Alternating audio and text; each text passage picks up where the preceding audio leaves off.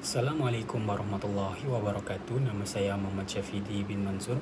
Pada hari ini saya akan mengulas sedikit tentang kajian kerja kursus akidah yang bertajuk Yaumul Mizan menurut pandangan Al-Quran.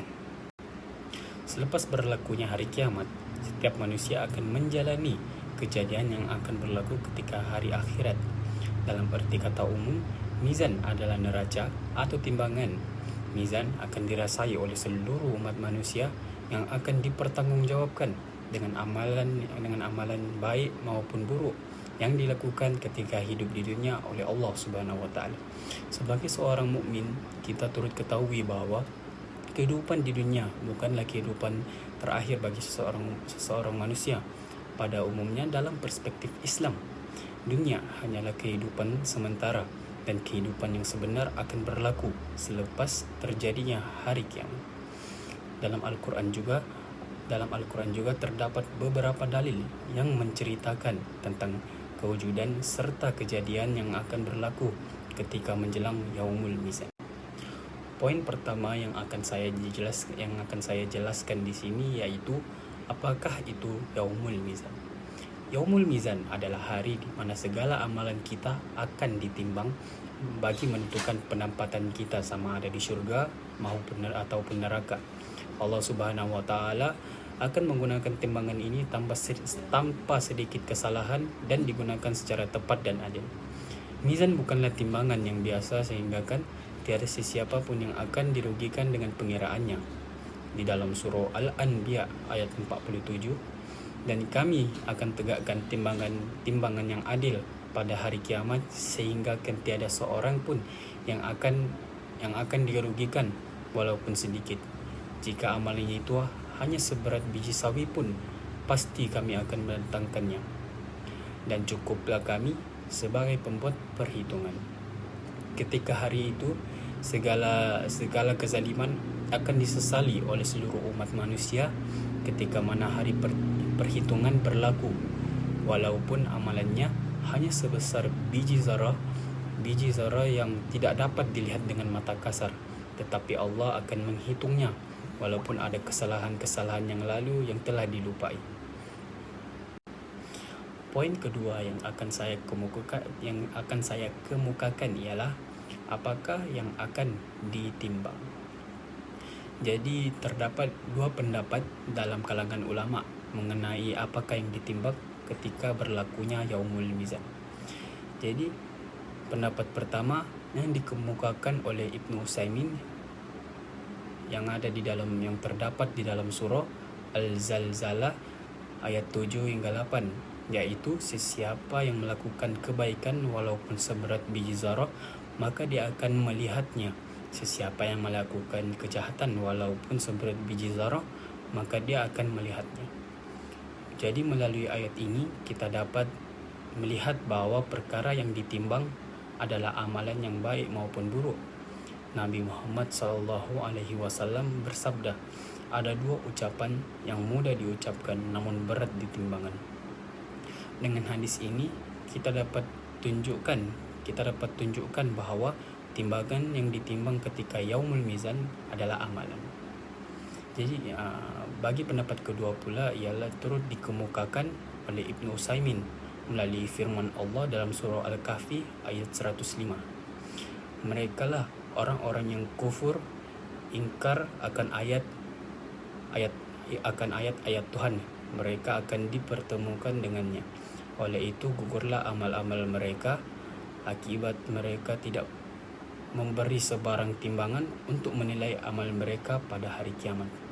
Namun di dalam dalil ini terdapat kritikan kerana yang dimaksudkan adalah ukuran. Sebagai contoh terdapat hadis daripada Ibnu Mas'ud bahwa pada suatu hari dia memanjat sebatang pohon ara, sedangkan kedua-dua betisnya sangat kurus.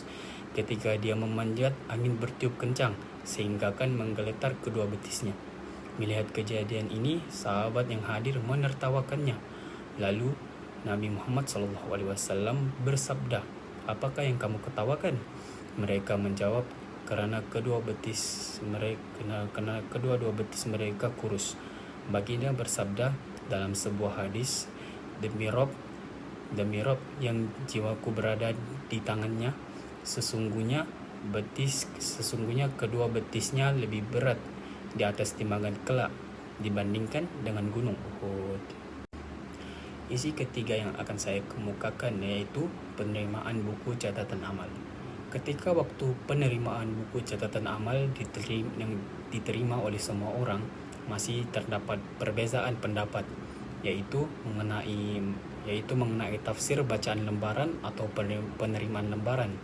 Persoalan yang timbul antaranya, apakah buku catatan amal yang kita miliki adalah ungkapan lain untuk buku catatan amal, yaitu catatan amal yang diterima setelah selesai timbangan, atau dalam arti kata seperti yang terdapat dalam firman Allah dalam surah Al-Isra ayat 14. Bacalah kitab, cukuplah engkau sendiri pada hari ini menjadi penghitung terhadap dirimu, yaitu terhadap dirimu, atau pengertian buku catatan amal seperti mana yang terdapat dalam firman Allah dalam surah At-Takwir ayat 10. Dan apabila surat-surat amal dibentangkan. Pengertian buku yang terdapat dalam ayat pertama adalah buku yang diperlihatkan Allah Subhanahu wa Ta'ala kepada hambanya pada hari kiamat. Tujuannya adalah agar hamba itu dapat membaca amal-amal perbuatannya yang terdapat dalam buku tersebut, maupun perbuatan baik dan buruk. Jadi setiap manusia dapat membaca dan menghisap dirinya sendiri sebelum Allah menghisap dirinya. Itu terjadi ketika Allah memperlihatkan buku catatan amal. Hal ini dilakukan sebelum pemeriksaan catatan amal dan penimbangannya. Ketika Allah mengeluarkan buku catatan amal di hadapan pemiliknya, pemilik akan membaca catatannya. Dia membaca catatan perbuatan dosa besar dan kecil yang dilakukannya. Pada itulah dia perlu membaca dengan saksama dan teliti agar terdapat membaca seluruh perbuatannya yang dilakukan dalam mengisi usianya. Isi terakhir yang akan saya kemukakan yaitu jumlah neraca. Para ulama berbeza pendapat dalam hal ini. Mereka berbeza pendapat bukan dalam ijtihad mereka sendiri, tetapi dalam menafsirkan surah Al-Anbiya ayat 7, yaitu dan kami akan tegakkan timbangan yang adil pada hari kiamat, sehingga kan tidak seorang pun yang dirugikan walaupun sedikit. Jika amalan itu hanya seberat biji sawi pun, pasti kami akan mendatangkan pahalanya, dan cukuplah kami sebagai pembuat perhitungan. Jadi apa yang dimaksudkan dengan ayat ini? Yang ditekankan yaitu kami mengadakan neraca timbangan, yaitu al-mawazin yang adil bagi menimbang amalan makhluk-makhluk pada hari kiamat. Ini adalah gambaran beberapa amalan ataupun beberapa orang, bukan gambaran beberapa neraca timbangan. Hal ini dikuatkan oleh Ibnu Hajar bahwa neraca itu hanya satu dan tidak dibuat mengikut bilangan manusia yang akan ditimbang dengan amalan mereka dengannya. Ini karena keadaan hari kiamat tidak disesuaikan dengan keadaan di dunia. Pendapat yang jelas adalah neraca timbangan itu hanya ada satu yang akan berdiri di atas ketentuan Allah Subhanahu wa Ta'ala. Kesimpulan yang didapatkan melalui kajian ini ialah hari kiamat merupakan hari yang penuh dengan keadilan dan penghisapan amal manusia, di mana setiap amal perbuatan akan ditimbang dengan timbangan yang sangat tepat dan adil, seperti yang digambarkan dalam konsep Yaumul Mizan.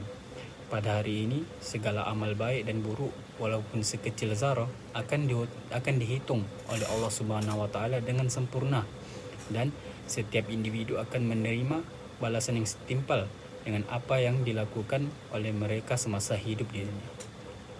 Dalam perspektif Islam, kehidupan dunia ini hanyalah sementara dan tidak kekal, karena kematian itu pasti datang sebagai pengakhiran. Oleh itu, setiap muslim perlu mengingatkan bahwa segala perbuatan mereka di dunia akan diperhitungkan di akhirat. Sebagai umat Islam, kita harusnya penting sentiasa menjaga amal baik dalam kehidupan sehari-hari, karena pada hari kiamat setiap perbuatan sekecil manapun akan dihitung dan ditimbang. Keimanan kepada kehidupan selepas mati dan keyakinan terhadap Allah Subhanahu wa taala harus menjadi asas dalam pembentukan pribadi yang baik. Oleh itu, kita disarankan untuk sentiasa berusaha memperbaiki diri serta berbuat baik untuk menjauhi segala perbuatan buruk yang boleh menjejaskan masa depan kita di akhirat kelak. Dengan memanfaatkan waktu di dunia ini dengan sebaiknya, kita boleh memastikan bahwa amalan yang kita akan bawa manfaat di akhirat, sama ada dalam bentuk syurga maupun sebagai penghapus dosa. Itu saja daripada saya pada hari ini. Assalamualaikum warahmatullahi wabarakatuh.